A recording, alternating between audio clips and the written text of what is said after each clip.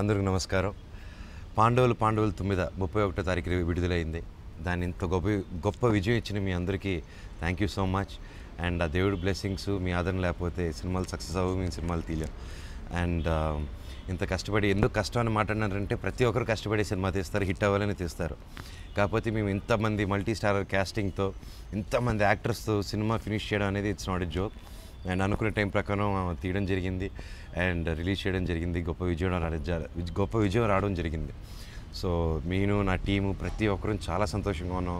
దానికి మీరే కారణం. Thank you so much. అంటే నేను లేడీ క్యారెక్టర్ చేసి రిస్క్ చేయాలని చేయలేదండి సినిమా. నా క్యారెక్టర్ వచ్చింది చేశాను అంతే. నాకు బేసిక్ ఏదైనా క్యారెక్టర్లు డిఫరెంట్గా వచ్చినప్పుడు నేను చేయను అన్ను. సో మామూలుగా మనోజ్ ప్రతి సినిమాకి ఏదో డిఫరెంట్గా చేస్తానంటారు. నేనేం చేయను. నాకు వచ్చిన క్యారెక్టర్లు ఒప్పుకుంది చేస్తున్నాను కాబట్టి అవి డిఫరెంట్గా కనిపిస్తున్నాయి.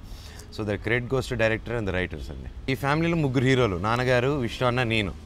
మా ముగ్గురిని డామినేట్ చేసింది మోహిని క్యారెక్టర్. సో నేను కాదు ఆ క్యారెక్టర్, అది మోహిని అని వేరే క్యారెక్టర్, ఆ గెటపే వేరు. సో బేసిక్గా ఆ సినిమాలు అంతకుముందు ఉన్న డామినేట్ చేసే పని అయితే అంతకుముందు మనోజ్గా ఉన్నప్పుడు కూడా డామినేట్ చేయాల్సింది. బట్ ఆ క్యారెక్టర్ ఉన్న పవర్ అనమాట ఆ క్యారెక్టర్. సో అలాంటి ఒక అదృశ్యమైన క్యారెక్టర్ నాకు దొరకడం హ్యాపీగా ఉంది. అది షూటింగ్ చేసేటప్పుడే మంచం కింద సీన్ కానీ, బల్లి సీన్ కానీ, లెటర్ సీన్ కానీ షూటింగ్ చేసేటప్పుడు మేము బాగా నవ్వుకున్న సీన్లు, ఎంజాయ్ చేసి నవ్వుకొని కమెంట్లు వేసుకున్న సీన్ అనమాట. సో ఆ రోజు ఎంజాయ్ చేసుకున్నప్పుడే అనుకున్నాం ఇక్కడే ఎంత ఎంజాయ్ చేస్తున్నాం అంటే థియేటర్లో ఎలా ఉంటుందని. అండ్ మేము అనుకున్నట్టే థియేటర్లో అద్భుతమైన రెస్పాన్స్ వచ్చింది. నేను ఒకటి చెప్పబోతున్నాను ఇప్పుడు, ఎందుకంటే మీకు కూడా ఇది విని బాగా బోర్ కొట్టేసి ఉంటుంది. అందరూ చెప్తారు పైరసీ చూడకండి. ఎందుకంటే పైరసీ అనేది మా ఒక్కరి ప్రాబ్లం కాదు. ఎంతో వందల ఫ్యామిలీలు కష్టపడితే ఒక సినిమా రెడీ అవుతుంది. ఆ సినిమాని మీరు పైరసీలో చూస్తే మీకు ఎంజాయ్మెంట్ ఉండదు, సినిమాని కిల్ చేసి అవుతున్నట్టు అవుతుంది. రేపు మీ పిల్లలకి సినిమాలో థియేటర్ కల్చర్ ఉండాలంటే అది ఆపండి. అలాగే ముఖ్యంగా 2014లో ఉన్నాం, కాలం అంతా ముందే వెళ్ళిపోయింది. కంప్యూటర్ యుగం అన్నీ టచ్ బటన్స్లో ఉన్నాయి. ఈ యుగంలో క్యాస్ట్ ఫీలింగ్ కనీసం ఎప్పుడైనా మాని సినిమాని క్యాస్ట్ ఫీలింగ్స్తో చూడకండి, ప్రేమతో చూడండి, ఎంజాయ్మెంట్ కోసం చూడండి. Thank you so much. మా ఫేవరెట్ డార్లింగ్ అంకుల్ బ్రహ్మానందం గారి బర్త్డే ఈరోజు.